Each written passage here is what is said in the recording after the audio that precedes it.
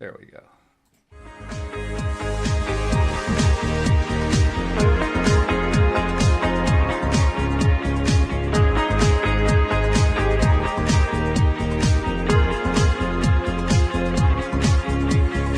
Welcome to LOA Today. Walt Thiessen and life coach Cindie Chavez here. Today is Tuesday, October the 23rd, 2018. It's 8 a.m. Eastern Time. That's New York time.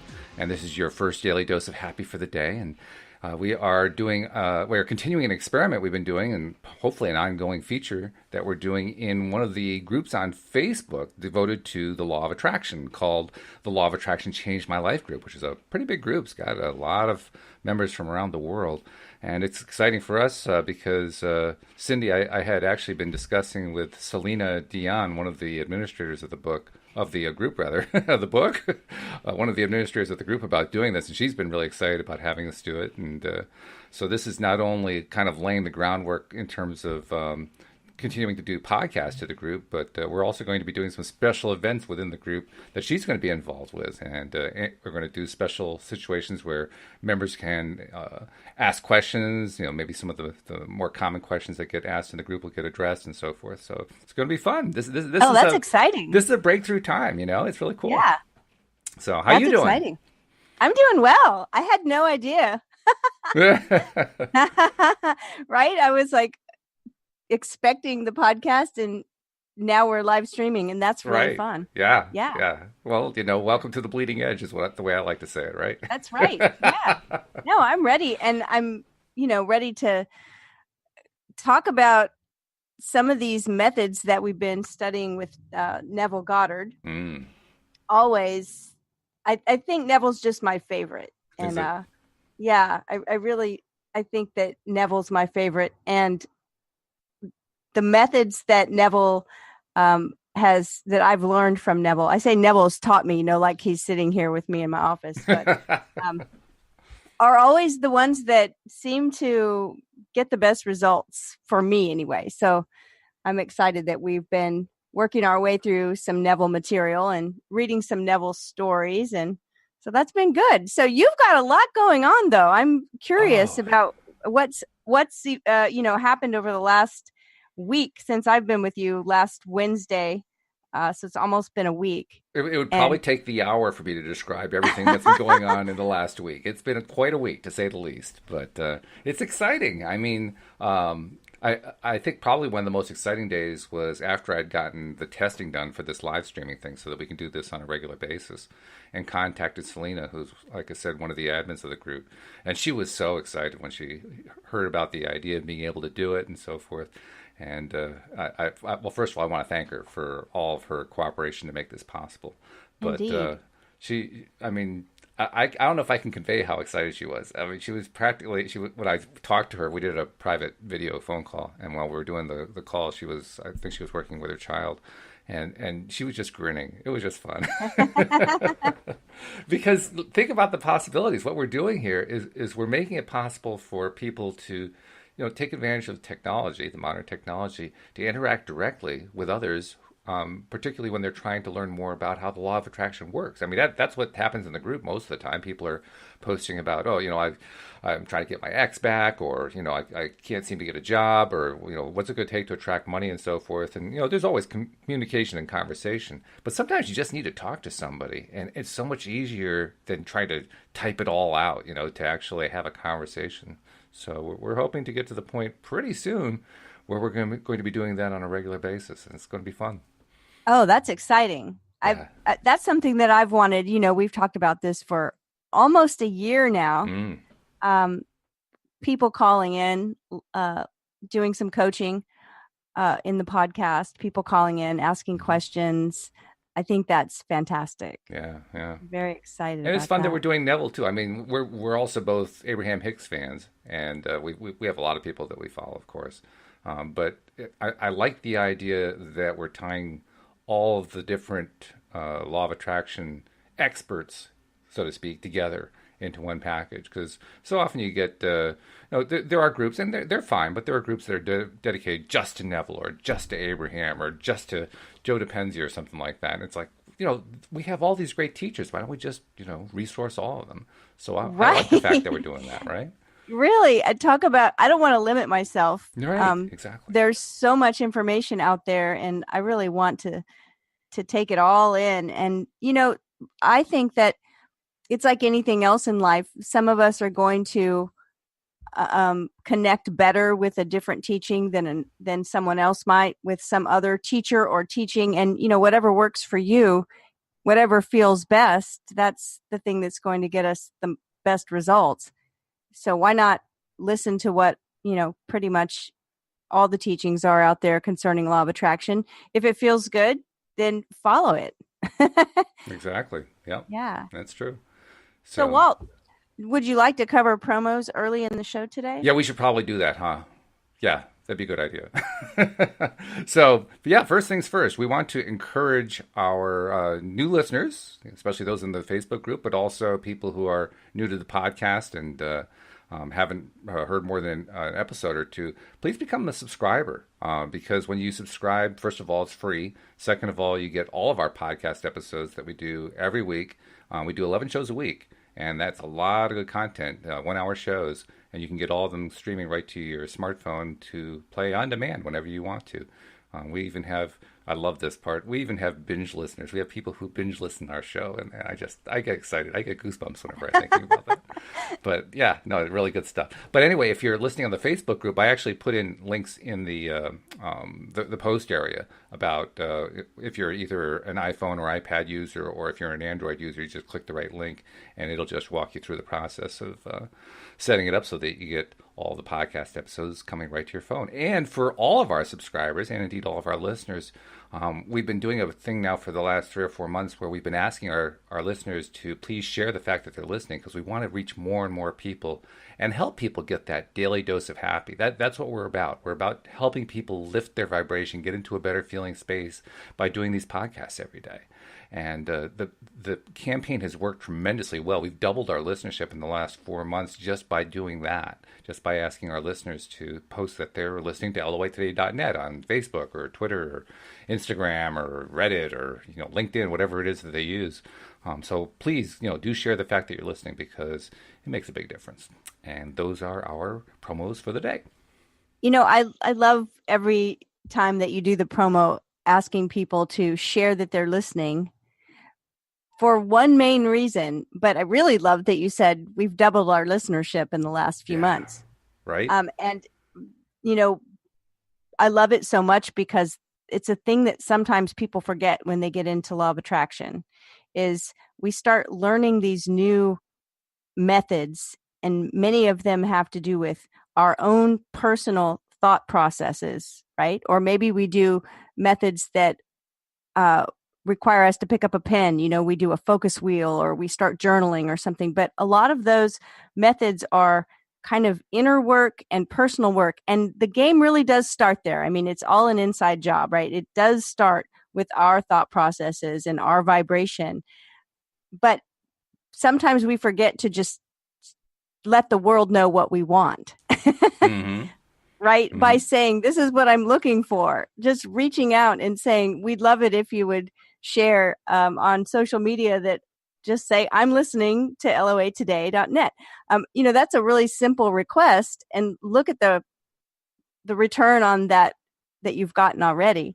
That we've gotten. And yeah. So sometimes we forget to kind of put it out into the world if we're looking for a mate, or we're looking for a job, or we're looking for some kind of opportunity or whatever. I think the inner work and the vibration work, of course, we always say this, alignment first. It is the most important thing to come first. But the rest of it is let people know. Let people know what you'd like. Absolutely. Because not just let the people know, let the universe know, let everybody know. Because if you don't put it out there, you're not going to get it back. Right? You got to put it out there in order to get it. Right. And that's how I think we let the universe know, is we're okay with asking for it, or we're okay with letting people know. It's one of the things that I know I've talked about this before, but when I heard somebody say one time, if you're looking for a job, what's the most important thing you can do?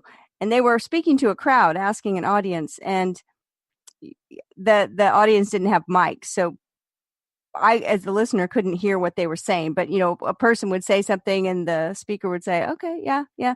But I could tell it was not what they were looking for. And then someone said it and it was like, bingo. What was it that they said? They said, tell all your friends that you're looking for a job. Like, tell the people you know. Right. And so, yes, we want to get into alignment first. And then we also want to send some resumes out. Yeah, that does help. We want to get into alignment first, but then we also want to let our circle of friends know, I'd really like to find a relationship or whatever it is we're looking for. Yeah, put it out there. Don't be afraid to put it out there because that's how the universe works, through other people. By the way, Now, I want to acknowledge something. We already have somebody who's responded on the Facebook group. Celeste has just waved at us, so I just want to say hello, Celeste. We saw you wave. hello. Thank you for waving. Waves back. We wave back. So that's the important thing. Be willing to put it out there, right?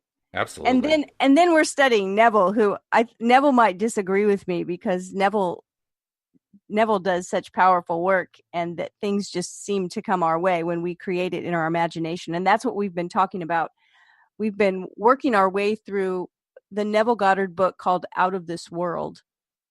And we've covered the first chapter and almost the rest of the second chapter. So what I thought we could do today is finish up the second chapter. And then I found a great Neville story that I'd love to tell.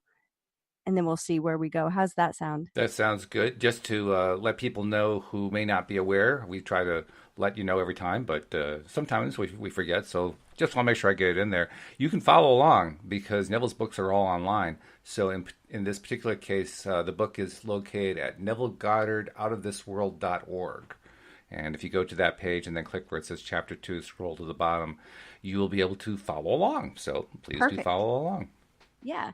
So just a little recap of what we've covered up until now. It's pretty simple.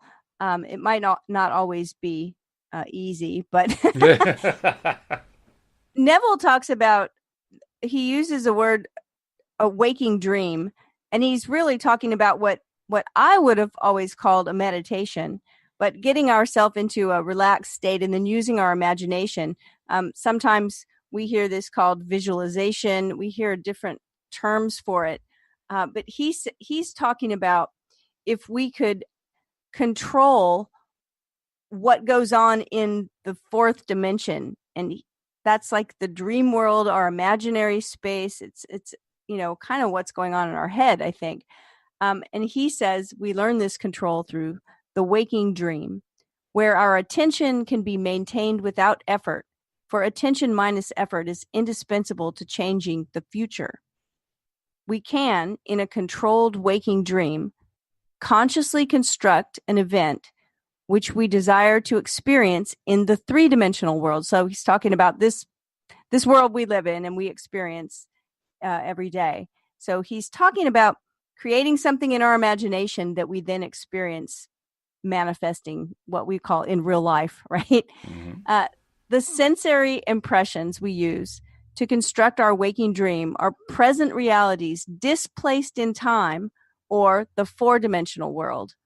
All that we do in constructing the waking dream is to select from the vast array of sensory impressions those which, when they are properly arranged, imply that we've realized our desire.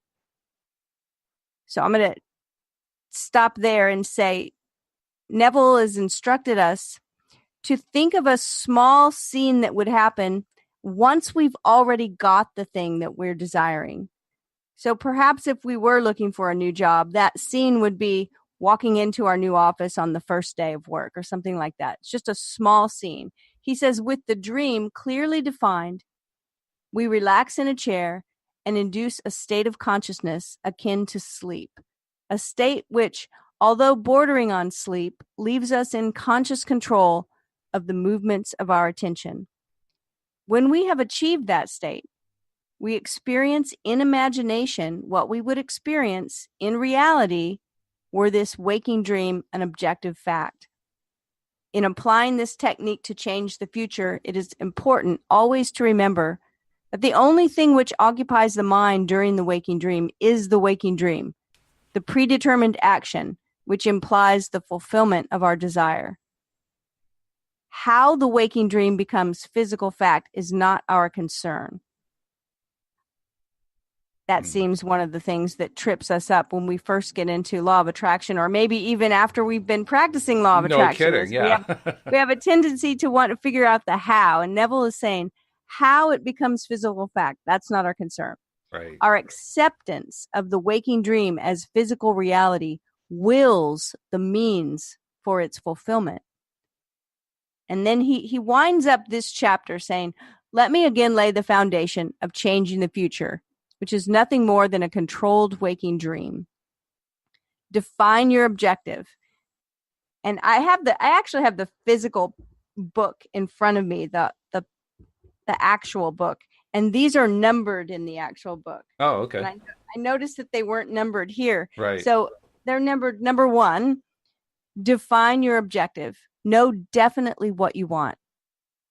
And how many times do we talk about this, right? You can't have what you want if you don't know what it is. So it's like, be clear about what you want. The clearer we can get about what it is we want, the better chance we have of creating it. So define your objective. Know definitely what you want. Number 2, construct an event which you believe you will encounter following the fulfillment of your desire. Something which will have the action of self predominant. So you want to be involved in this little scene. Yeah, that's a key point right there, by the way. He mentioned this, and we talked about it last week, that you want to be a part of the scene, but it's really an important part because so often, when we try to imagine these things, we kind of do it from the observer perspective, and that's not the right perspective at all, is it? Right, and I was going to say that too. Not only do you want to be part of the scene, but you want to be like in your body. So in this imagination, it's not like you're watching a movie. You are not watching yourself walking down a beach. You are feeling the sand under your toes and smelling the salt air and feeling the sun on your shoulders walking down the beach. Like you're in your body. And that is very important. So construct an event which you believe you will encounter following the fulfillment of your desire, something which will have the action of self-predominant, an event which implies the fulfillment of your desire. And then number 3, immobilize the body, the physical body, and induce a state of consciousness akin to sleep. Then mentally feel yourself right into the proposed action, imagining all the while that you are actually performing the action here and now, so that you experience in imagination what you would experience in the flesh were you now to realize your goal. And so immobilizing the physical body and inducing a state of consciousness akin to sleep is the way he says it. And he said that previously as well, right? We pretty much decide this is very equivalent to meditation, isn't it?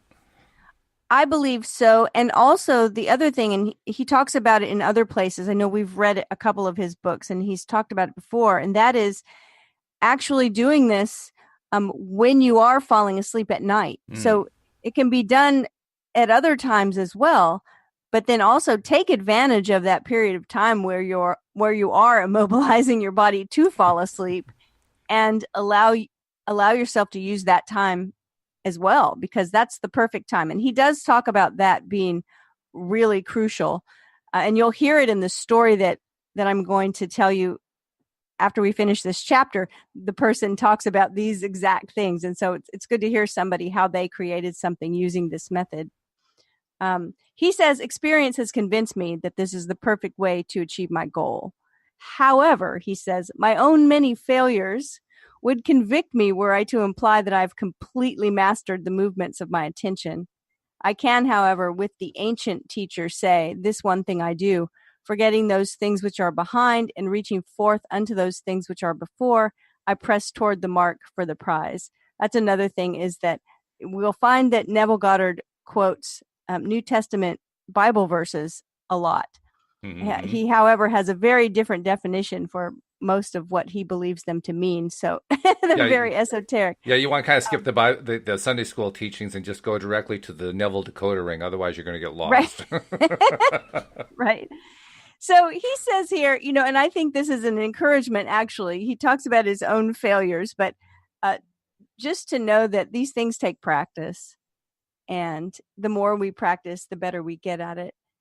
Which is true. I mean, that's something that I know I've experienced. I'm sure you have. Virtually everybody who's ever tried to become a deliberate creator using the law of attraction runs into this. I mean, you try it and you just don't seem to pull it off right.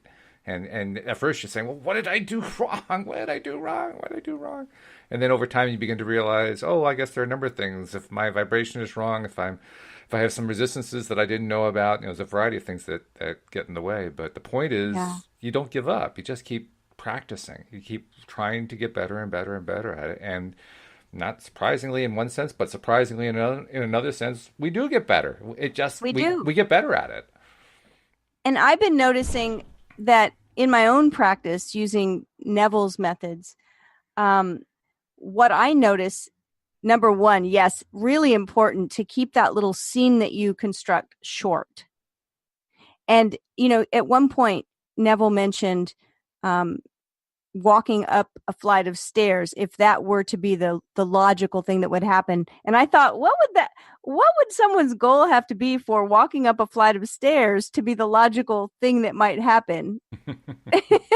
And then I thought, well, I mean, what if they were desiring an upstairs apartment and they got one, or a job that was up in an office that was upstairs? And so for them, the manager handing them the key to their apartment and they're walking up a flight of stairs to go to their new place, and that's enough. Once you imagine that little vignette, you go back and you imagine it again and keep imagining it again until it becomes very real, until you can feel the stairs under your feet kind of thing. And so what I noticed is that whenever I would try to invent a scene that would be too detailed or too many things, like I find myself writing a script, where it's long, then the imagination has a tendency to want to wander off somewhere else. And all of a sudden it's like, oh, wait a minute, what am I thinking? I'm way over here thinking about something that has nothing to do with this goal anymore. But when I started constructing scenes that were shorter, with maybe just a few words spoken, and I can do them over and over, then my imagination stops wandering, and I can really understand how I'm getting better at focusing on that thing and how it starts to become much, much more real to me until it's so real. And so that's what we're going for here. So I want to read this story of Neville's, of a person that wrote to him. I'm not sure if it's a woman. No, it is. It says made her dream a reality. So this is an artist, and this is back in the 60s. She said, ever since I entered into the art field, I have enjoyed doing sketches and paintings for children's rooms. However, I've been discouraged by advisors and friends who were far more experienced in the field than I. They liked my work, admired my talent, but said I would not get recognition nor pay for this type of work. Somehow, I always felt I would, but how? And that made me laugh because I thought, yep, that's the first place we go, right? How? Of course. She said, then last fall, I heard your lectures and I read your books, and I decided to let my imagination create the reality I desired. This is what I did daily. I imagined I was in a gallery. There was a great deal of excitement about me. On the walls hung my art, only mine, a one-woman show. And I saw red stars on many of the pictures. This would indicate that they had been sold. This is what happened. Just before Christmas, I did a mobile for a friend who showed it in turn to a friend of hers who owns an art import shop in Pasadena. He expressed a desire to meet me, so I took a few samples of my work along. When he looked at the very first painting, he said he would like to give me a one-woman show in the spring. The night of the opening, April 17th, an interior decorator came and liked and commissioned me to do a collage for a little boy's room. which will appear in the September issue of Good Housekeeping for the 1961 House of the Year. Oh my God. Wow. Later, later during the showing, another decorator came and admired my work so much. He asked if he might arrange for me to meet the right, it's in quote, the right interior decorators and the right owners of galleries who would buy and display my work properly. Incidentally, the show was a financial success for the owner of the gallery as well as for me. The interesting thing about this is that seemingly these three men came to me out of the blue. Certainly, I made no effort during the time of my imagining to contact anyone. But now I'm getting recognition and I have a market for my work. And now I know without a shadow of doubt that there is no when you seriously apply this principle that imagining creates reality. Wow. What a story. Yeah, isn't it great? I mean, there's quite a few great Neville stories floating around about people that have used this technique, and it's just the one technique we're talking about, really.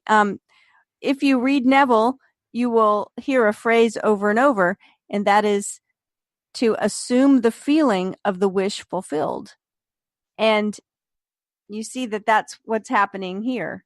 When you imagine that little vignette that you design over and over, you begin to be able to feel what it would feel like once your wish was a reality.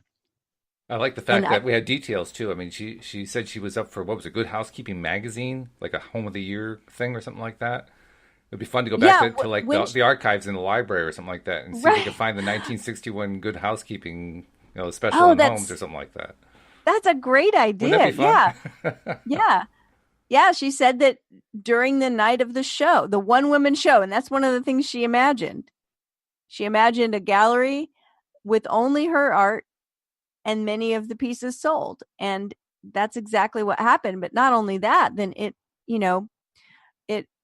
turned out to work its way into other people seeing her work. And then she got a market for her work and recognition. And yeah, that's pretty good recognition when the collage you do for a little boy's room ends up in the House of the Year in Good Housekeeping. No kidding. Yeah. Right? And I like the timeline. I don't know when it was that she had started, but it says that she had given a mobile that she made before Christmas to a friend. And then the night of the opening was April. And then her issue of Good Housekeeping was September. So you notice she started doing this imagining work, and she had created something for a friend who ends up showing it to another friend. See how the people were involved. Yeah, right. Right. And that was right before Christmas. And look, 4 months later, she has her own one-woman show. That's pretty quick work there. No kidding. Yeah. That's the kind of response that you hope for when you try to become a deliberate creator, right? You hope that it's quick, that it's a relatively soon situation, because when you're first trying it out, your faith level, your belief level's not as good as it could be. So when you get a good response like that, it helps a lot. Yeah.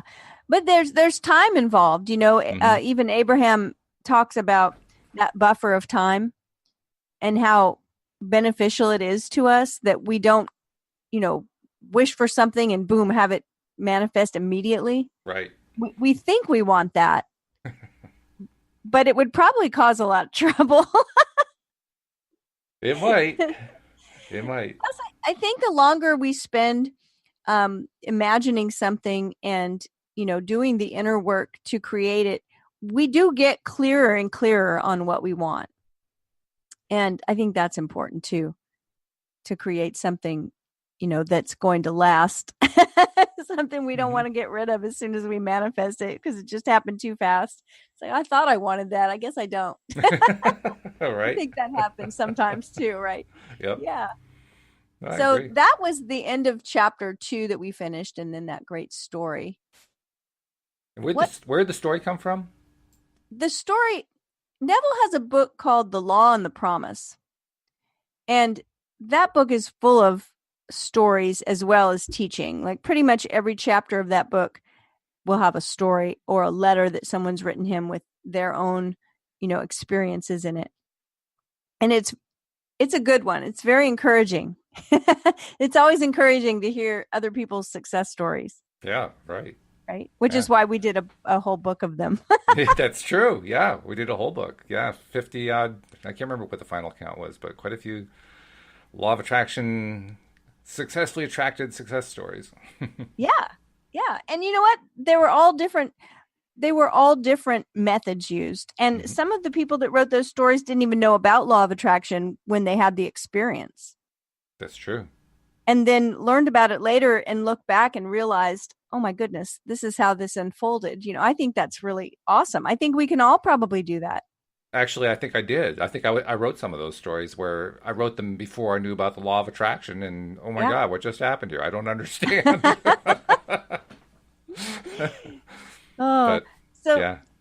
So would you like to tackle chapter 3 of Out of This World and see where we go? Okay. It doesn't look like it's too long. The book only has 4 chapters. So we've previously covered 1 and 2 on other podcasts. So this could be 3. Okay. Once again, Neville does a lot of scripture quoting.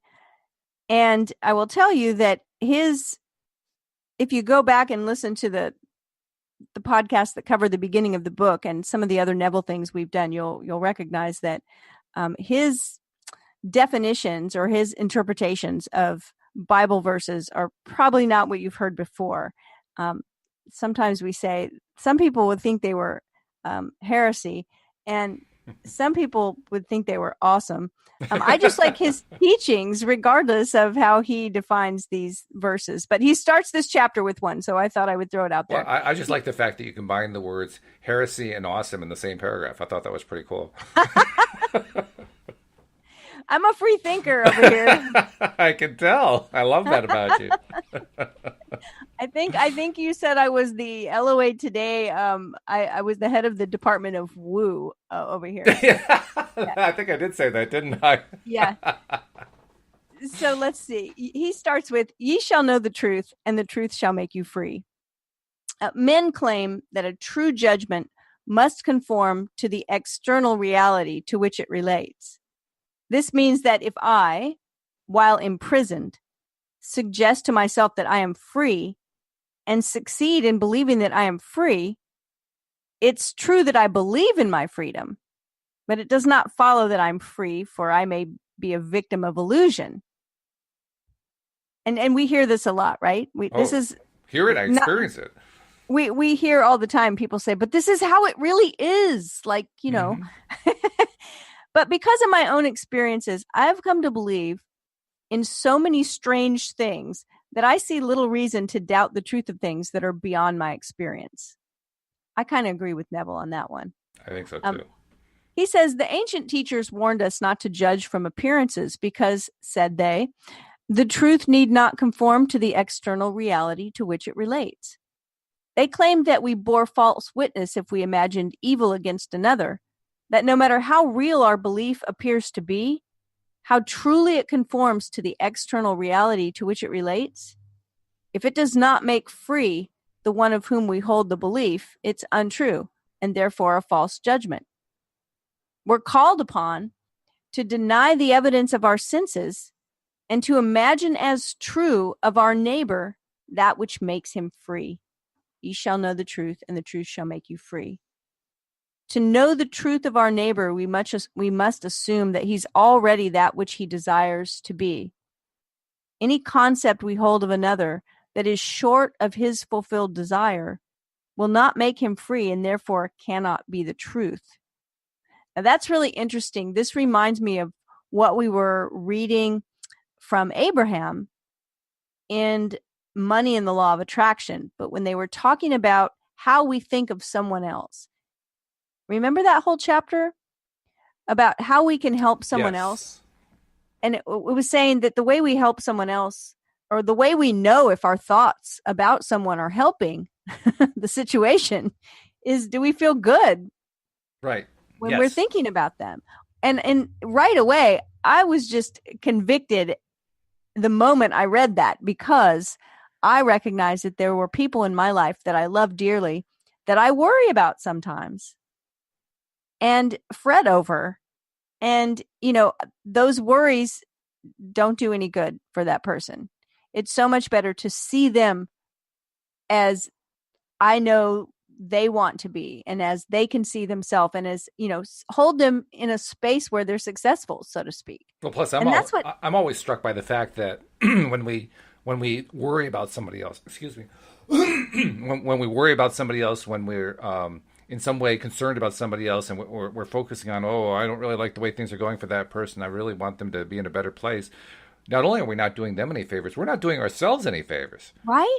I mean, we're putting ourselves into a bad feeling place because we're feeling bad for them. And that means we're going to just manifest more stuff that makes us feel bad. Like, well, that's not a good plan.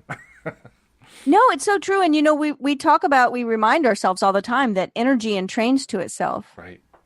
And so, I mean, that's why this is so important, right? Doing the podcast, people listening, people connecting, because all of our energy is connected. And if we're envisioning success for everyone and they're envisioning it, then we're all going to be in a better place. But if we all start worrying about each other, it's not a better place. You're right. It's not. And it's not a fun place either. That's what amazes me the most. Doesn't feel good. When I see so many people, and I've done it myself too. I mean, we've all done it, right? But when I see so many people who get into that worry place and they just stay there, and it makes them more and more unhappy. I mean, forget about manifesting stuff. Just look what it's doing to you emotionally. It's like it rips you up, and yet we continue to stay there. I'm a little puzzled why we do that, but we do it. Well, we do it. I mean, we do it, and it becomes habitual because of the way our brains are made, right? I mean, we start wiring together neural connections that sort of go on autopilot, and that's why practice is so important, because we literally take back control of our mind and learn how to control our thoughts in a way that we are focused on better things. And it takes some work sometimes. So Neville says, to know the truth of our neighbor, we must assume that he's already that which he desires to be. Any concept we hold of another that is short of his fulfilled desire will not make him free, and therefore cannot be the truth. Instead of learning my craft in schools, where attending courses and seminars is considered a substitute for self-acquired knowledge, my schooling was devoted almost exclusively to the power of imagination. I stayed for hours imagining myself to be other than that which my reason and my senses dictated, until the imagined states were vivid as reality, so vivid that passers-by became but a part of my imagination and acted as I would have them. By the power of imagination, my fantasy led theirs and dictated to them their behavior and the discourse they held, while I was identified with my imagined state. Okay, there's a couple points here we need to talk about, I think. First one, he stayed for hours imagining himself to be other than that which my reason and my senses dictated, until the imagined states were vivid as reality. Hours. Wow. I mean, that's like serious, meditation or imagining or what? Right. Serious sessions going on. Yes. There. Right. Whoa. So that was the first thing I noticed. The second one is this last part almost sounds like something that people ask about a lot, and it causes me a little bit of concern. He says, let's see, where is it? So vivid that passers-by become but a part of my imagination and acted as I would have them. By the power of imagination, my fantasy led theirs and dictated to them their behavior and the discourse they held together, while I was identified with my imagined state. A lot of people want to use the law of attraction to control others. And that's what I was almost hearing there. I mean, what do you think? Well, you know that I'm never on board with that. Right. And that is the number one reason when someone, tries to employ me to help them get their ex back. Yeah, right. Exactly. Right? Because oftentimes, and here's, the question there is always, first of all, does your ex want to come back? Because why do we want to be with someone that doesn't want to be with us? because at that point, then we're delving into manipulation, and that's not really what anybody actually wants. And so, yeah, I see what you're saying here. The interesting thing I think about this, though, by the power of imagination, my fantasy led theirs and dictated to them their behavior and the discourse they held together while I was identified with my imagined state. If you notice how many of the Neville stories have a scene, and often the scene that one creates has some verbiage in it. And so many times when the thing manifests in reality, the people in the scene say exactly what the person had been imagining. Mm. And it's often something small and insignificant. But in other words, like this woman that imagined someone would give her a one-woman show. And the man that looked at the very first painting said, "I'd like to give you a one-woman show." Now, she didn't say that she imagined those words, but that's what I see that he's talking about here, is that the power of imagination, where he says, my fantasy led theirs and dictated to them their behavior. It's like he created a scene and they played it out. So I'm not quite sure, we get a little bit tangled up in free will there. Yeah. But I'm still always in awe when it happens, because I've had it happen. Yeah. So, and I think we all have had some kind of an example like that in our lives. Here's the example. I wanted to do a podcast. Okay. And I did not want to create it or set it up. That part wasn't like in my, my joy zone. Right. But I really wanted to do a podcast. And I just imagined it. And it wasn't too much longer, maybe 2 weeks, that I got an email from you saying, would you like to co-host this podcast with me? Yeah. And I didn't know you. No. I didn't know you. I didn't know about your podcast. I didn't know anything about it. You were not in my sphere of knowledge at the time. And vice versa. I didn't know you. I mean, literally, I picked you off of a page of coaches, and I, to this day, can't tell you why, other than, yeah, that seems like a good one. I mean, there was not much more thought to it than that. So you could say that in your imagination, you reached out and I said, yes, sure. Yes. And in my imagination, I was wanting to do this and I got an invitation. And that actually is a word that I use often, is that I'd like an invitation. I've told the universe on many occasions, I'm ready for an invitation.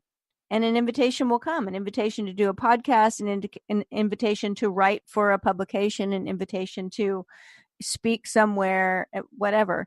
And so, was my imagination leading yours, or was yours leading mine? Was my imagination dictating your behavior, or was your imagination dictating my behavior? And I don't think actually it's really either one, to be honest. I think, don't either. I think what happens is that, like in the case of us connecting to do the podcast, we both had compatible visions. And that's what brought it together. Yes, but exactly. The thing that I noticed about the stories that Neville's been telling, like he told the story about the woman who wanted to get wanted to do the work with kids and so forth.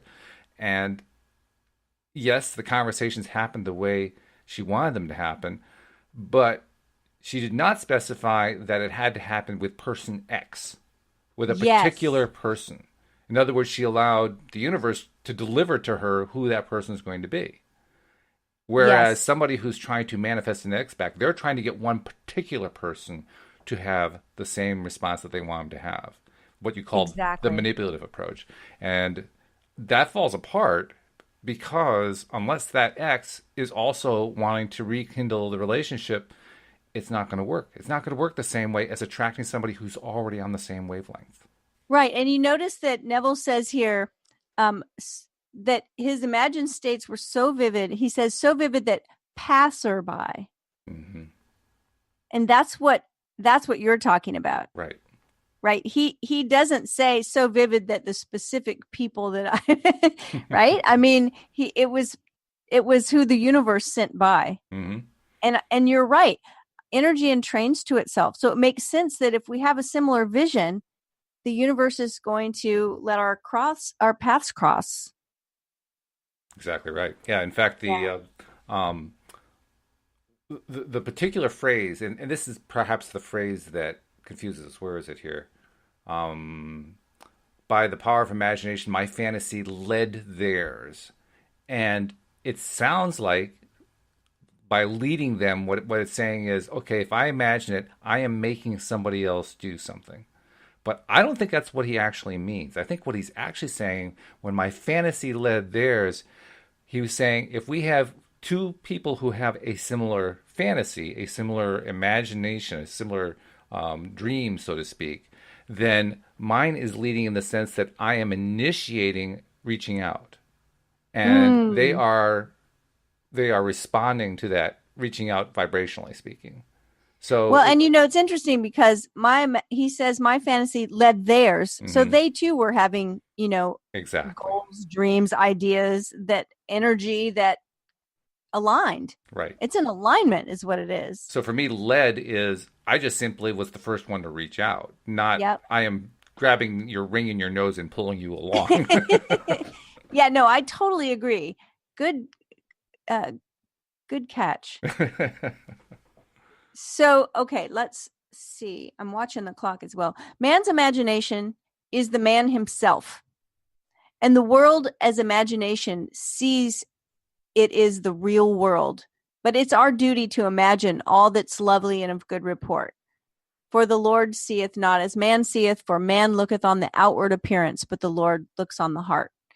And then he quotes also Proverbs, as a man thinks in his heart, so he is. I like what he says up here. Man's imagination is the man himself, and the world's imagination sees it as the real world. That goes back to what he talked about in the paragraph that we were just discussing, is that when our imagination, when our perception, I like to say when our identity becomes very clear to us, the outside world starts responding to that identity, to that energy that we've decided upon. Mm-hmm. He says in meditation, when the brain grows luminous, I find my imagination endowed with the magnetic power to attract to me whatsoever I desire. Desire is the power imagination uses to fashion life about me as I fashion it within myself. So our desire creates something in our imagination, and that's the power that causes the things in our imagination to be outpictured in what we call reality. Yeah. I first desire to see a person seen, to see a certain person or scene, and then I look at though I were seeing that which I want to see, and the imagined state becomes objectively real. I desire to hear, and then I listen as though I were hearing, and the imagined voice speaks that which I dictate as though it had initiated the message. I could give you many examples to prove my arguments, to prove that these imagined states do become physical realities. But I know that my examples will awaken in all who have not met the like or who are not inclined towards my arguments a most natural incredulity. Nevertheless, experience has convinced me of the truth of the statement. He called those things which be not as though they were. For I have, in intense meditation, called things that were not seen as though they were. And the unseen not only became seen, but eventually became physical realities. Yeah, now, I like the way he breaks that down, right? The unseen not only became seen, but eventually became physical realities. Oh, yeah, exactly. Yeah, well, that's very clearly what we call law of attraction today. And I as you're reading Neville's stuff, as you're reading from the book here, it's clear to me that he was drawing these conclusions independently of what was known as the New Thought movement, because he actually came after when the New Thought movement first started in like the late 19th century. But I get the impression he wasn't really well versed in it. He didn't use any of the terminology that they used. He used different terminology. So he was coming to these conclusions through his own experience rather than from some book he read or something like that, like the rest of us do, right? Yeah. And he was not he's not considered to be part of, I mean, he gets thrown in with the New Thought people, but he was not part of that movement. No, That's correct. He was quite independent of it, and yet coming to very much the same kinds of conclusions. So while we might call it law of attraction, he just calls it meditation becoming real or something like that. I'm not sure exactly what term he would use, but I mean, the names of his books, Awakened Imagination. Right. Yeah. He says, by this method, first desiring and then imagining that we are experiencing that which we desire to experience, we can mold the future in harmony with our desire. But let us follow the advice of the prophet and think only the lovely and the good. For the imagination waits on us as indifferently and as swiftly when our nature is evil as when it is good. For from us springs forth good and evil. I have set thee before thee this day life and good and death and evil. He doesn't finish the verse, but I believe it says choose life. Does it really? Okay. So he is saying here that we need to be responsible and careful and, use this power to create good things in the world. I agree. Yeah, I think so. Yeah. I mean, but he also makes the point that we can use it in a lot of different ways. And I don't think he really says it specifically. No, I don't see it specifically in this paragraph. But he kind of implies, and of course it's true, we will attract the stuff we don't want, even if we're not intending to, even if we're not focusing on, I'm going to make something come into reality. Just by focusing on it, regardless of whether we're deliberately trying to make it real, we still make it real. And he says the imagination waits on us indifferently. That's right. And he says, and as swiftly, right? It's like, so when we think about the time that we spend, you were pointing out earlier that he said hours.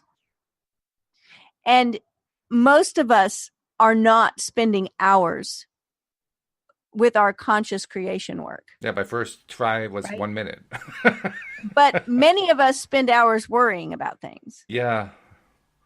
So even looking at it from that standpoint, like when we read, good and evil, we may be imagining, for good, abundance and love and health and all those things. And for evil, the mad scientist, evil villain. But, even if we're just worrying about things going wrong, that would fall into that category of not good. Right. Not good. Nicely said. Not good. Not good. So he says desire and imagination are the enchanter's wand of fable, and they draw to themselves their own affinities. They break forth best when the mind is in a state akin to sleep. I have written with some care and detail the method I use to enter the dimensionally larger world, but I shall give one more formula for opening the door of the larger world. And then he quotes, in a dream, in a vision of the night, when the deep sleep falleth upon men, in slumberings upon the bed, then he opens the ears of men and seals their instruction. In dreams, we are usually the servant of our vision rather than its master, but the internal fantasy of dream can be turned into an external reality. And I'm not sure how much time we have. We may have to start with this dream work tomorrow. We can probably get it in because we got a little bit of a late start. We've got about 6 minutes left, so give it a shot. Let's give it a shot then. In dream, as in meditation, we slip from this world into a dimensionally larger world. And I know that the forms in dream are not flat two-dimensional images, which modern psychologists believe them to be. They are substantial realities of the dimensionally larger world, and I can lay hold of them. I have discovered that if I surprise myself dreaming, I can lay hold of any inanimate or stationary form of the dream, a chair, a table, a stairway, a tree, and command to awake while firmly holding on the object of the dream. I am pulled through myself with the distinct feeling of awakening from dream. I awaken in another sphere, holding the object of my dream, to find that I'm no longer the servant of my vision, but its master. For I am fully conscious and in control of the movements of my attention. It is in this fully conscious state, when we are in control of the direction of thought, that we call things that are not seen as though they were. In this state, we call things by wishing and assuming the feeling of our wish fulfilled. Unlike the world of 3 dimensions, where there's an interval between our assumption and its fulfillment, in the dimensionally larger world, there is an immediate realization of our assumption. The external reality instantly mirrors our assumption. Here, there is no need to wait 4 months till harvest. We look again as though we saw, and lo and behold, the fields are already white to harvest. Now, it's interesting that he says here, the external reality instantly mirrors our assumption, because that was the thought in my mind when I woke up this morning.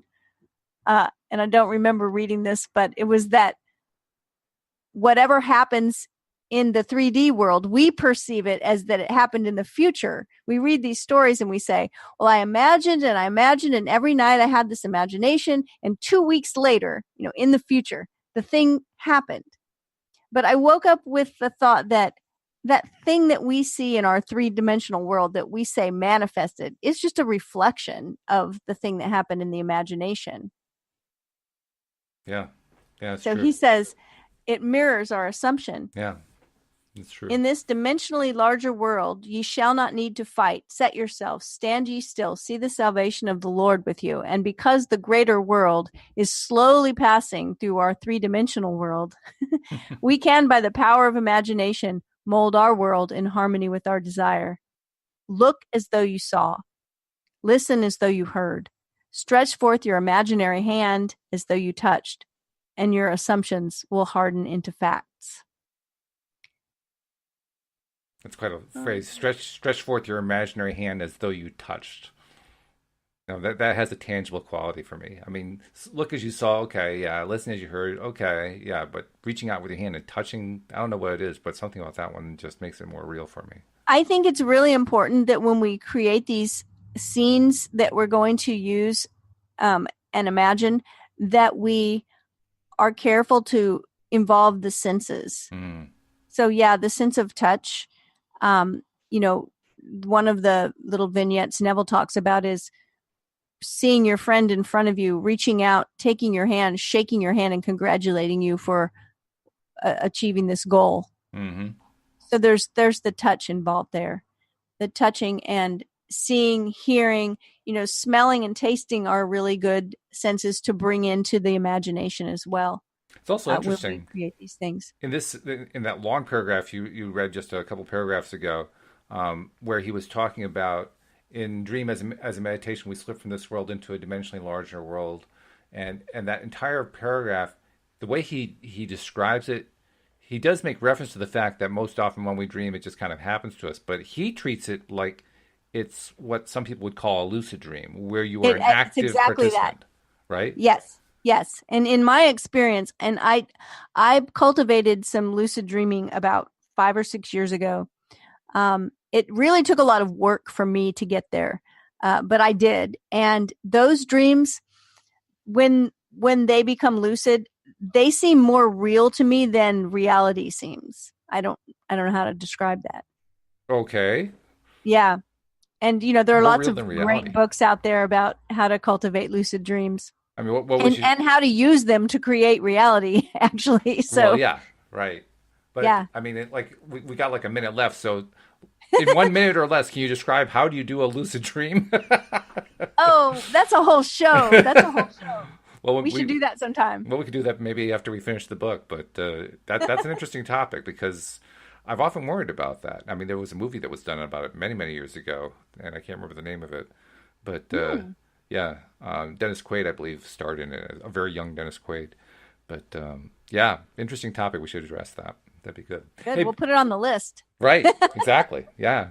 And before we go, I think people are getting the idea of just how good of a life coach you are. So for those who might be interested in reaching out to you, how do they reach Cindie Chavez to get a little more help?